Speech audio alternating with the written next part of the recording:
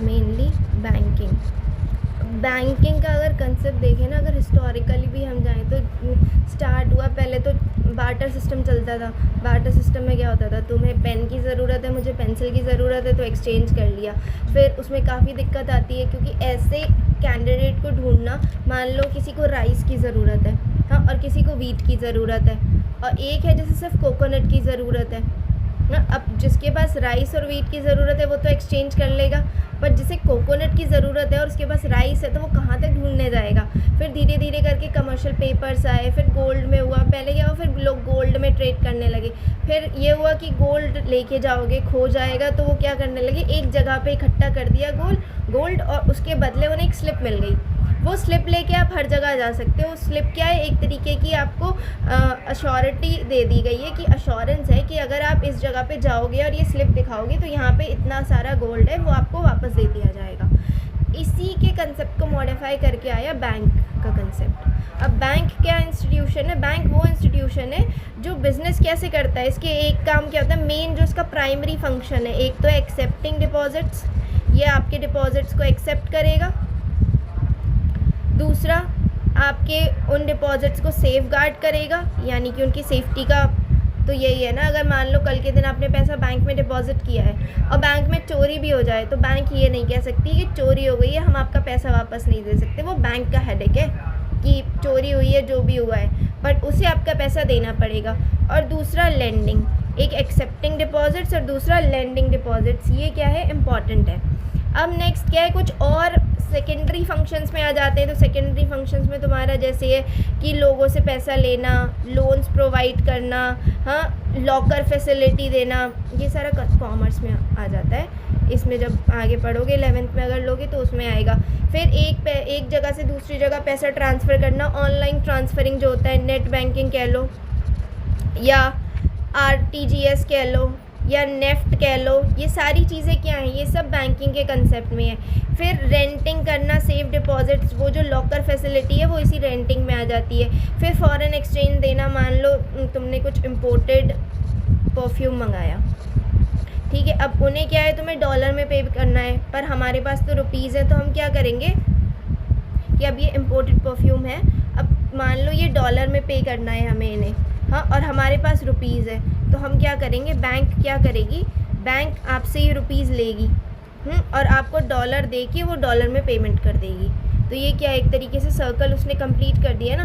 कई तरीके के अकाउंट्स खोल सकते हैं, सेविंग अकाउंट खुल सकता है, बिज़नेस कर रहे हो तो करंट अकाउंट खोल सकते हैं, फिर फॉरेनर्स के लिए अलग से फैसिलिटी होती है, ये सारी चीज़ें कर सकते हैं। अब कई तरीके के बैंक अकाउंट्स होते हैं, तो पहला तो सेविंग अकाउंट हो गया। सेविंग अकाउंट का मतलब क्या है कि जो आपकी सेविंग्स को रखेगा, सेविंग अकाउंट पे इंटरेस्ट रेट मिलता है, ठीक है। नेक्स्ट होता है आपका करंट अकाउंट।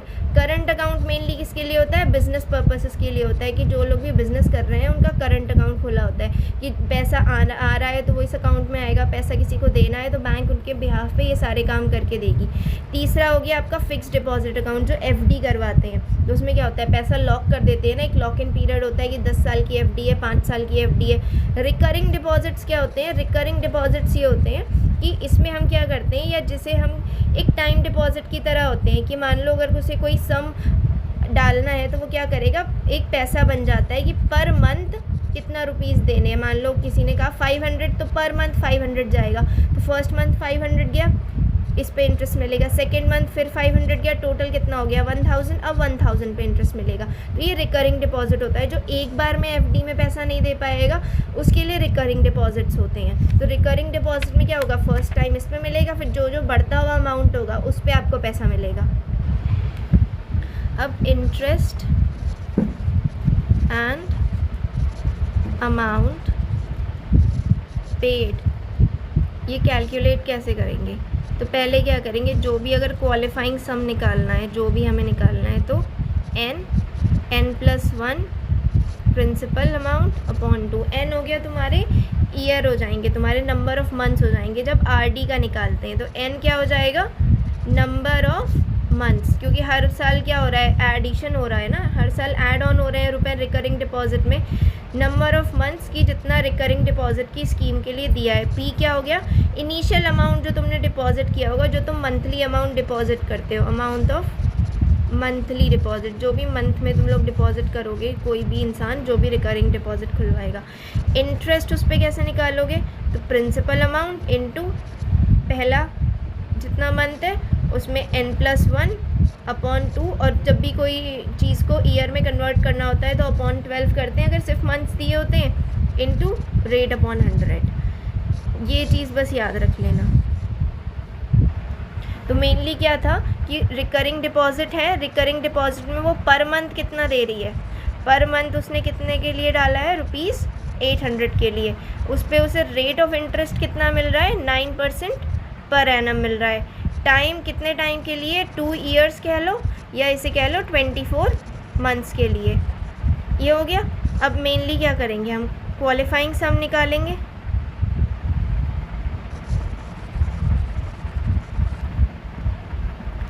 तो क्वालिफाइंग सम का फॉर्मूला क्या होता है, प्रिंसिपल अमाउंट इनटू n+1/2, और जहाँ पे n की वैल्यू क्या थी, 24 मंथ्स हैं क्योंकि 2 ईयर्स के लिए बोला गया था।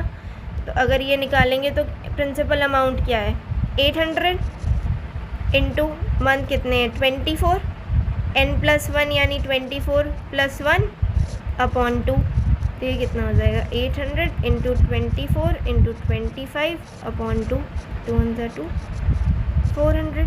तो टोटल वैल्यू इसमें कितनी आ जाएगी, है टोटल वैल्यू आ जाएगी तुम्हारी 25 4 100 into 24 which is equal to 24,000। अब 24,000 ये आ गई। नेक्स्ट क्या बोला गया है, अब इंटरेस्ट निकालना है। इंटरेस्ट निकालने के लिए क्या करेंगे, 24,000 इंटू 9/100 है, 9/100, और मैंने क्या बोला था कि जब भी हम उसे करते हैं तो 1/12 कर लेते हैं। सॉल्व करेंगे तो कितना आ जाएगा, ये 2 0 से ये 2 0 गए, 3 3 = 9, 3 4 = 12, 4 6 = 1800। देखो अमाउंट उन्होंने मैच्योरिटी का अमाउंट पूछा है ना, तो अमाउंट मैच्योरिटी का कैसे निकलेगा, प्रिंसिपल अमाउंट जो हर महीने वो दे रही है और कितने मंथ के लिए दे रही है, हाँ, और प्लस उस पर जो इंटरेस्ट ऐड हो रहा है वो कितना हो रहा है, 1800 ऐड हो रहा है, यही तो इंटरेस्ट ऐड हो रहा है। तो अभी 1800 ना लिख के डायरेक्ट फार्मूला बना लेते हैं इंटरेस्ट। तो प्रिंसिपल अमाउंट कितना था, 800, फिर उस पर वो कितना लग रहा था तुम्हारा, number of months 24, plus interest कितना आया था 1800, तो ये कितना हो जाएगा, 8 4 = 32, कैरी 3, 8 2 = 16, 17 18 19 प्लस 1800, तो ये हो जाएगा 0 0 0 21,000।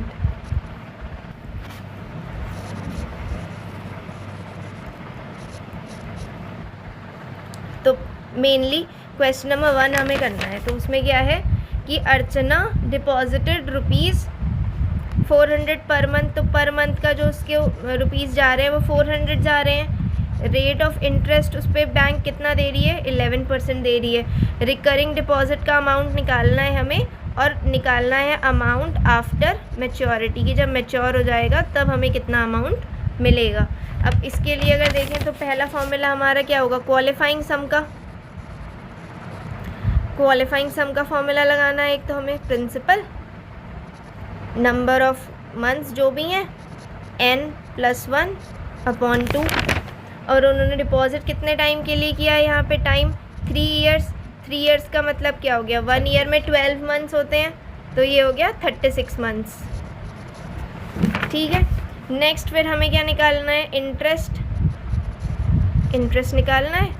इंटरेस्ट निकालने के लिए हम क्या करेंगे, जो भी हमारा ये क्वालिफाइंग सम आया होगा, इंटू 1/12 इंटू r/100, फिर अमाउंट निकालेंगे ऑन मैच्योरिटी पे अमाउंट निकालने के लिए क्या करेंगे, जो भी प्रिंसिपल अमाउंट है n प्लस इंटरेस्ट, इन फॉर्मूले को ही लगा के करना है। अब सारी चीज़ें हमारे पास दे रखी हैं, तो सबसे पहले क्या करते हैं, क्वालिफाइंग सम पे निकालते हैं अब हम। तो क्वालिफाइंग सम क्या हो गया, क्वालिफाइंग सम में क्या है हमारा, प्रिंसिपल अमाउंट जो कि 400 है, मंथ कितने हैं 36, दूसरा क्या है 36 + 1/2, तो ये कितना आ जाएगा 2 × 2 200, ये हो गया 200 × 36 × 37। अब इसको ऐसे ही छोड़ देते हैं। नेक्स्ट इंटरेस्ट निकालते हैं। इंटरेस्ट में क्या होगा क्वालिफाइंग सम, तो क्वालिफाइंग सम क्या है 200 × 36 × 37 × 1/12 इंटू रेट ऑफ इंटरेस्ट कितना है 11% है। 2 0 से 2 0, 12 1 = 12, 12 3 = 36, बचा कितना 37 × 3 × 11 = 37 × 33, मेनली 37 × 33, 3 7 = 21, carry 2, 3 3 = 9, 21, 1 carry 2, 3 7 9, 3 7 = 21, 10 12, 2 3 3 3 = 9, 10 11 12।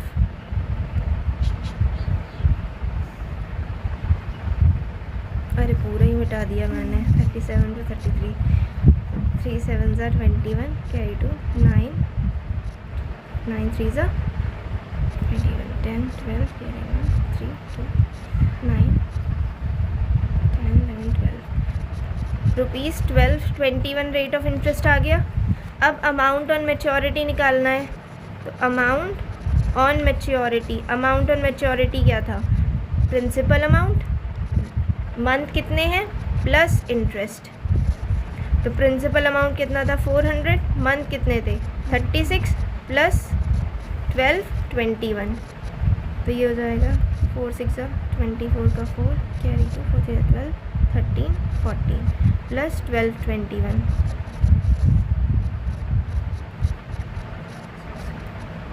यहाँ गया ₹15621। एक सेकेंड, यहाँ पे ये वाला 2 जो था वो रह गया था, तो ये हो जाएगा 2442, फिर से करना पड़ेगा ये, यहाँ पे 2 रह गया था 2442 हो गया, बाकी ये सारा सेम था 2442 16842, अभी सही है कैलकुलेट। सेकेंड क्वेश्चन ये कह रहे हैं मिस्टर एंटाओ हैज़ 2 year डिपॉजिट, तो टाइम कितना हो गया 2 years हो गया, 2 years का मतलब हो गया 24 months। Deposit in a bank where he deposits ₹900 per month उनके 900 रुपीज़ जा रहे हैं। If bank pays interest of ₹5%, अगर रेट ऑफ इंटरेस्ट 5% है तो मैच्योरिटी पे कितना अमाउंट मिलेगा, सेम मैच्योरिटी अमाउंट निकालना है। तो मेनली क्या है पहले क्वालिफाइंग सम निकालेंगे, तो क्वालिफाइंग सम का फॉर्मूला क्या था principle number of months n+1/2, तो प्रिंसिपल अमाउंट कितना था 900, number of months 24 24 + 1/2 = 900 × 24 × 25/2 12, which is equal to 900 × 12 × 25। अब ये क्वालिफाइंग सम को ऐसे ही छोड़ देते हैं। नेक्स्ट हम क्या निकालेंगे इंटरेस्ट। इंटरेस्ट निकालने के लिए हम क्या करेंगे qualifying sum into 1/12 into rate upon 100। तो क्वालिफाइंग सम कितना था 900 × 12 × 25 इंटू 1/12 और रेट ऑफ इंटरेस्ट कितना था 5/100। तो 2 0 से 2 0, 12 से 12 कैंसिल, बचा क्या 9 × 25 × 5, ये हो गया 9 × 125 = 9 5 से 45, कैरी 4 9 2 से 18 19 20 21 22 9 1 से 9 1125। अब अमाउंट ऑन मैच्योरिटी क्या होगा principal amount number of months plus interest. Principal amount 900 था, नंबर ऑफ मंथ्स 24 है, प्लस इंटरेस्ट 1125। 9 4 से 36, 9 2 से 18 19 20 21 प्लस 1125।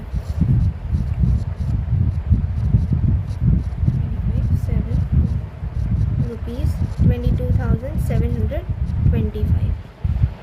थर्ड क्वेश्चन में Joseph has an account in recurring deposit scheme, RD में जोसेफ का अकाउंट है, टाइम पीरियड है 2 ईयर्स का, 2 ईयर्स के हिसाब से हो गया 24 मंथ्स का.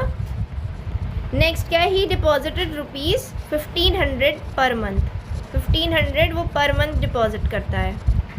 If the rate of interest, अगर रेट ऑफ इंटरेस्ट 8% है, calculate the amount he would receive at the time of maturity. Maturity पे उसको कितना मिलेगा. सबसे पहले क्वालिफाइंग सम, क्वालिफाइंग सम में मेनली क्या है, principal amount into n+1 upon 2, 1500 into 24 into 25. अब ये बताने की ज़रूरत नहीं है कि 24 + 1 करके 25 आया है. 12 which is equal to 1500 into 12 into 25. अब इसे मेनली एज इट इज़ रहने देते हैं. नेक्स्ट इंटरेस्ट निकालना है. इंटरेस्ट में क्या है, qualifying sum into 1/12 into rate upon 100. Qualifying sum क्या है, 1500, 12 into 25, 1/12 into rate of interest हमारा कितना था, 8%. 0 से 0 कैंसिल, 12 से 12 कैंसिल, बचा क्या 15 इंटू 25 इंटू 8. 15 इंटू 25 करेंगे, 25 5 ज़ा 125, कैरी 12, 25 1 ज़ा 25, 26 27 28 29 30 31 32 33 34 35 36 37. 375 इंटू 8, 8 5 ज़ा 40, 8 7 ज़ा 56, 60, 8 3 ज़ा 24, 25 26 27 28 29 30. तो टोटल इंटरेस्ट कितना आ गया, 3000. Next amount on maturity, amount on maturity कितना हो जाएगा, principal amount number of months plus interest. Principal amount 1500, number of months 24 plus 3000. 15 4 ज़ा 60, 15 2 ज़ा 30, 36,000 प्लस 3000, 39,000.